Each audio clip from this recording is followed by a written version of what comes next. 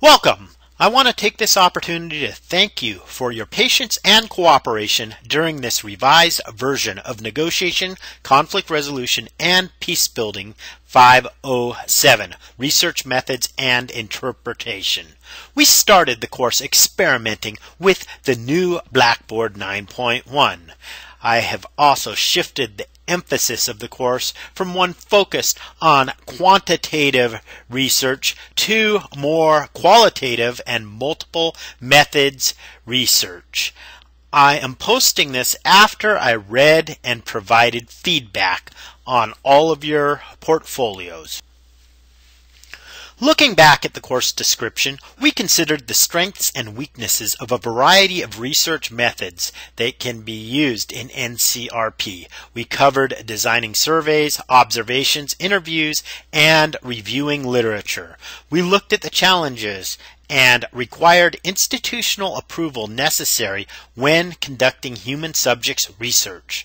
Once the instruments were designed, we tested them among peers and received positive and constructive feedback. Each student developed a realistic research proposal to collect data that can be visually observed or listened to, measured and scaled with a survey, and explored through in-depth interviews.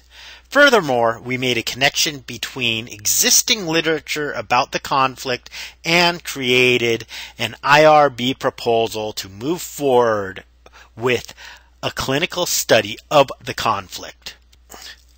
We browsed through articles and textbooks that covered the course learning outcomes. I also covered them in brief lectures and provided prompts for you to discuss them among your peers.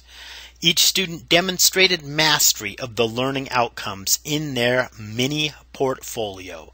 Students critiqued the appropriateness of literature to include in the literature review and explained their search methodology and criteria for inclusion of an article. Differences were discussed about the inductive and deductive connections between NCRP theory and research. Each student had multiple opportunities to peer review research methods and instruments.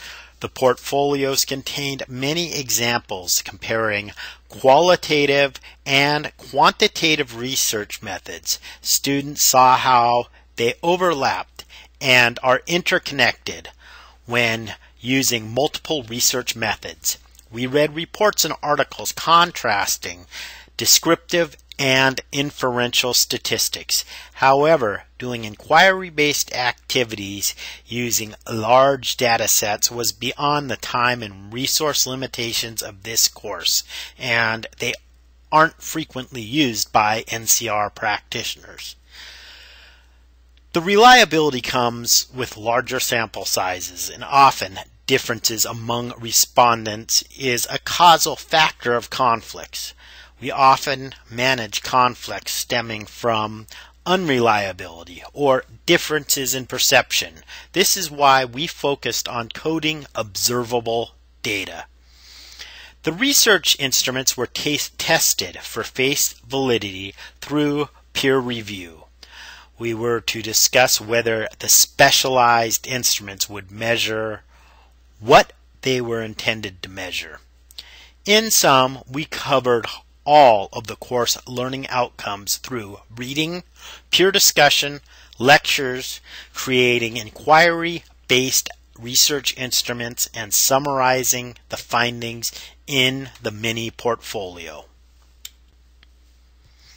I have been very impressed with the quality of the mini portfolios I have read so far.